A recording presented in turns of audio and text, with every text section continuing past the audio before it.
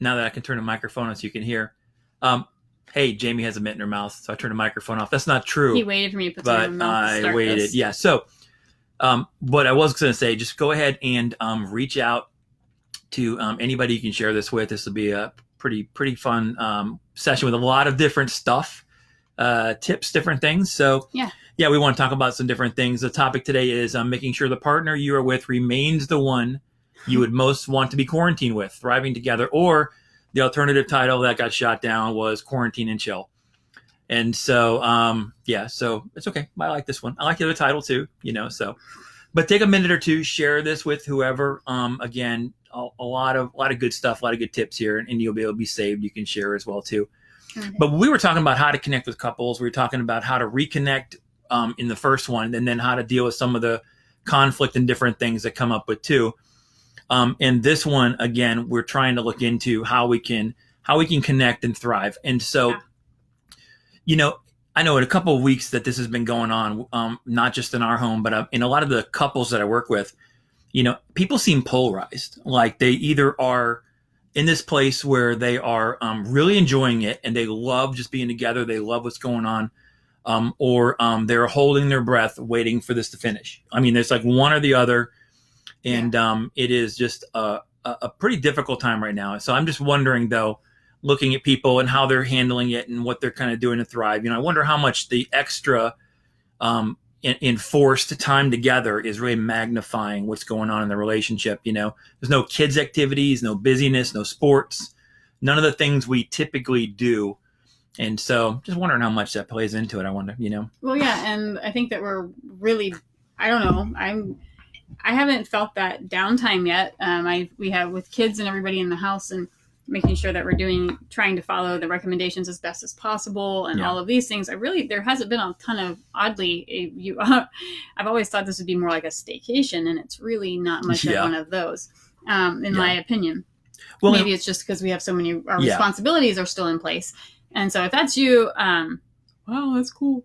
But that's a good point, really. I never even thought of that because, we have all of our responsibilities still in place. We've just changed the location we fill those responsibilities. Right. And now we're in each other's space during the times like we're not even meshing, we're smashing schedules together and that never were intended to work together because we work them in separate places and such. Oh, so definitely. Definitely. And now, and not only just two of us, but actually our entire family. So everybody in your family is doing that. So, every routine is just completely flipped, and now incorporates, everything that I do now. Every piece of my life incorporates the rest of my family, from my work, from cooking, from shopping.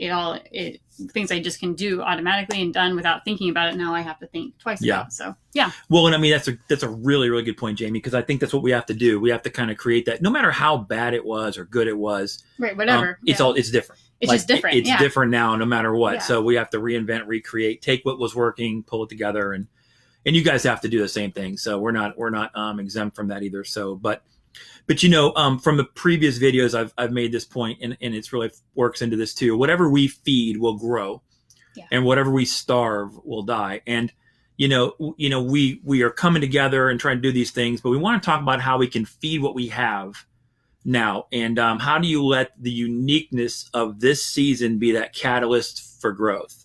How do we make this growth happen? And so public service announcement here. If you have children watching, this may be a good time to stop the video. It's Facebook. Facebook. Yes. So, but in general, we want to we're not going to get into anything crazy. Just wanted to get over some stuff here. And, so here's some things we can do. The one thing, just be intentional. I think we're pretty good at that. Like we have today already, we're late today in doing this video later than we wanted to because we took some time to do the nature of the day. Yeah.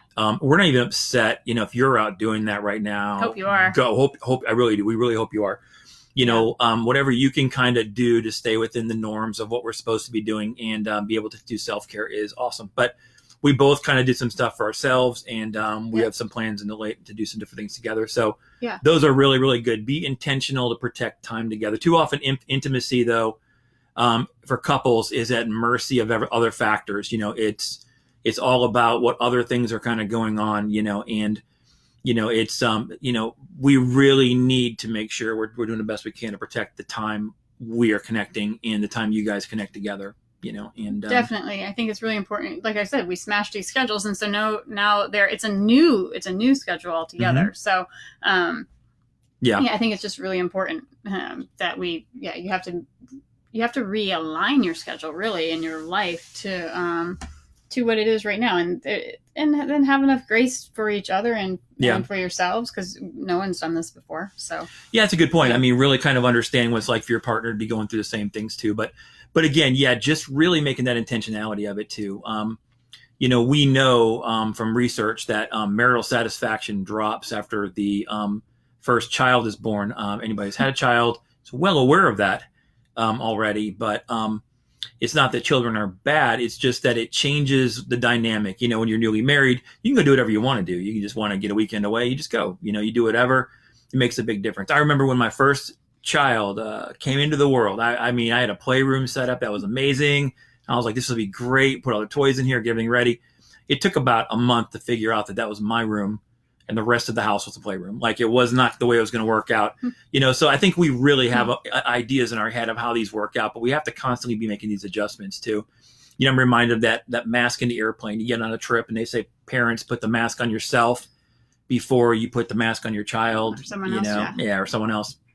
It's the same kind of concept that when we take care of us and our marriages, we have a lot more to offer the kids and family around us too. So, I think it's so easy though to let the urgent overtake the important, and there is plenty of urgent going on. In fact, if anything's changed for a lot of us, maybe that's what it is. Maybe there is less urgent when we're supposed to be stuck in the house, not able to move, not to do things. But for a lot of us, maybe there's a little bit of a difference there, but it's just different for everybody. But again, fitting in the things that are most important, making those, have that priority. Okay. Yeah, but I like the idea of just aiming small, missing small, demonstrating love to your partner, demonstrating caring, and doing being it intentional. Yeah, I cut you off, didn't I? No. Being intentional and just being the expert on how to demonstrate love. We talked earlier about the 5 love languages. Good book and all, but I mean, again, you're learning that so you can be a great student of your partner and be the expert on them. So make sure we're giving love as closely as we can the way they want to receive it.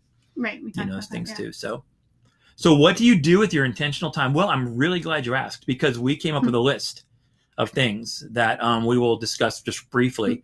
Our forced intentional time. Our forced master. Our forced intentional time. Yes, that's the new thing, and we can thank all those around us and COVID-19 and everything. So yeah. So first thing I recommend: communicate with your partner what you appreciate about them 2 times a day, and make sure it's detailed. So go out of your way at least twice a day to say something, and do those things too. But that's what I would recommend for the first one. Right. So to make sure that we definitely, I think we do pretty good with that one. But we've learned that over time. I can tell you that, or I have learned that over time. I'm not the first person I've had to learn to be positive and give positive feedback. I tend to not do that as much. Well, so that's the intentionality of it. You gotta look for that, or the negative will pop up everywhere. Yeah. So what else though? Then we have that one.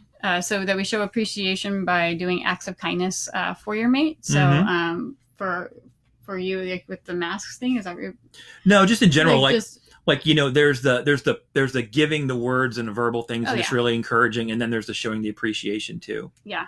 And then I was going to say here, my next one. I read his line. So we were kind of doing this different. So serving together is a good one, and we've kind of done that a little bit, and we're continuing to do some different things. But like Jamie's working on merging together the need in nursing in our area, and the people with extra time who have the skill to be able to make some of the masks that nurses need. Well, yeah, they're using these as part of their day-to-day routine to help extend the life of the PPE and the personal protective equipment that they do have.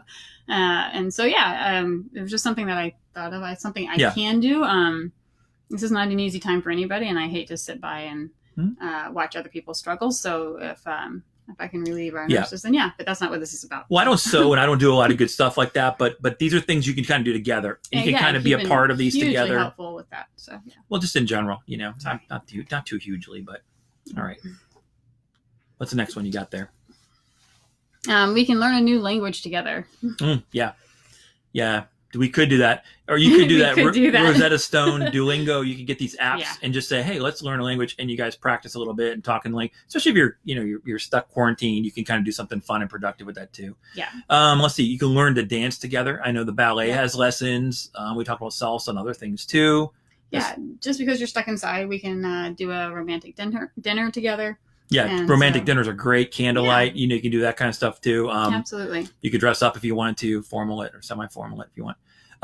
You could do the Broadway.com as an app you can get, or something you can stream, and you can. I think for now, it's like unlimited Broadway shows you can stream. You could sit and pick different. Tuesday night could be Broadway night. You could just pick different Broadways, or whatever. It'd be kind of fun to do, but yeah. I think it would be. Make a list of your top 5 childhood movies and then watch them together. So see, that would be cool because I don't really know what yours would be, and I would have to really think about mine. But going back to the childhood ones and going, this was amazing back then, and then just sharing them with each other. A little extra time, we might be able to do something like that too. It'd probably be funny at this point. Yeah, that would be pretty humorous, I think. Yeah. I don't think you'd make it through mine. It's I said, get crafty I here. have. You probably have. Sorry about that. I apologize. Get crafty. Make a scrapbook together with all your favorite memories. You could do that. You're saying you or me or we? We could do that, maybe. Oh yeah, that would be great. That'd be fun. We can. That's a discussion point. Yeah, we can create a vision board together. We can for what we're going to do, where we're going to travel, some of our goals. Yeah. Yeah. You could host a happy hour video with your friends too, if you want to hang out and do something like that too. Yeah, but I like that idea a lot. Create a vision board, what you can do, travel, different things you want to do, things that might be fun, dreams, desires, goals. I think it's interesting. Not a lot of couples talk about that. Like, I'm surprised how many don't know what their partner's dreams or goals are, even if they're changing careers and things. So it might be a real good conversation point. Mm-hmm. But we can cook a meal together, which I really enjoyed the times that we've cooked together. So yeah, I'm not big at cooking, but she's really good at it, and so we do enjoy that. That's a good thing we can do. Mm-hmm. But again, if you want to try cooking vegan and say, hey, let's try it. We've done a lot of exploration, different things, and you've learned a lot of different things. It's been fun. Yeah. It's a great time to learn or try those recipes that take a little bit of extra time. Yeah. And you're like, oh, who has time for that? Yeah. You do. This one, choose a song, rewrite the lyrics, and sing and perform it together. We won't be doing that, but we do it all the time. Should you want to? Yes.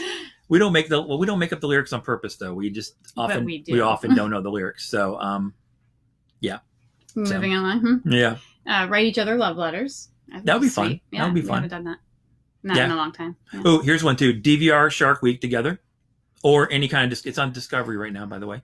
But you could do a documentary, learn how to make sushi with it, make some nurses' masks out of shark material.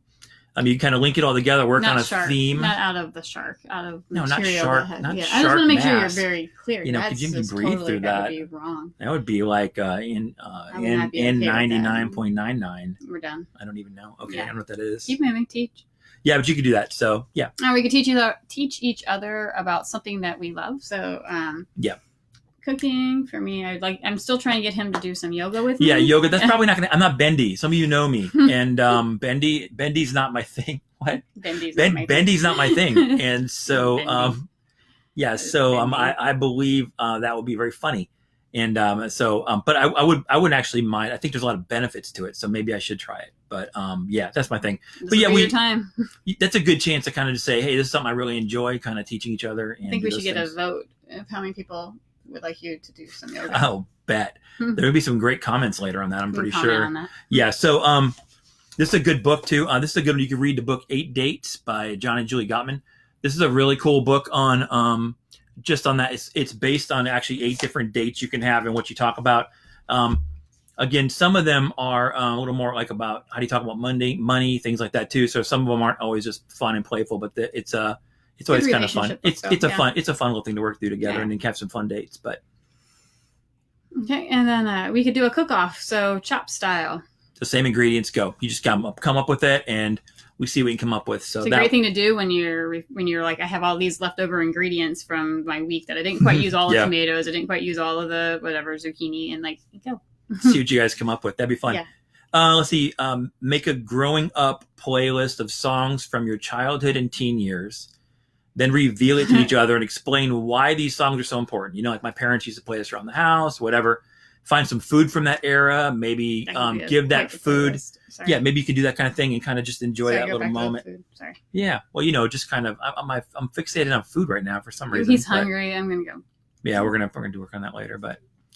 Yeah, so make a playlist of songs you kind of enjoyed and different things too. That might be really kind of funny to kind of see those a little bit, but we can build a fort in the house or a campsite in the yard. So yeah, I've seen a couple people doing that, and I think that's actually kind of well, hopefully it's not necessary for quarantine, but or for isolation. That's not good. Yeah, that's not good. No, like I've seen a few people doing it just to kind of break it up. Yeah, it is springtime. This is a great time to get out and enjoy the outdoors. Yeah, Jamie wants to be outside, and it's awesome because like right she will kill it. Like she'll do the coolest things. Like she'll jump in and she will do like she has all this s'mores kit stuff going on. I think we're having a fire later tonight. You know, like outside. So yay. Awesome. Yeah, it's fun. Go to the quarantine spa. And what I mean by that, order some oils, take a lesson online, get some books by the table if you want. But I mean, literally learn how to be a professional at doing those things and just kind of get some skill, get some ability, and sign you right up. That'd be pretty cool. I would love that. That would be great. I would love some skill. So I need some skill. Yeah. So yeah, let's talk quarantine and chill. Intimacy. First of all, is not the same as sex. Let's talk about that right away, real quickly. Focusing on intimacy. We're on Facebook. Yeah, we're on Facebook, so we're gonna keep it clean here. But of course, obviously, we would do that anyway. My nanny's also on Facebook. Oh wow! So hey, nanny. Yeah, this is awkward now. Okay, so yeah, deep, intimate experiences are not for the sole purpose of connecting physically, and that's kind of the thing to do to understand is that's the fruit of it, maybe, but really having those kind times of just connection and intimacy that are really good too. You know, because it's not the destination that's always the best on a trip. It's the journey to get there and the things along the way that you often look back at and go, oh, that was fun. You know, so it's those moments along the way that make the intimate moments wonderful. So, again, really trying to gauge that a little bit and make sure, you know, you're kind of having those moments and connecting deeply and not just trying to do that physically.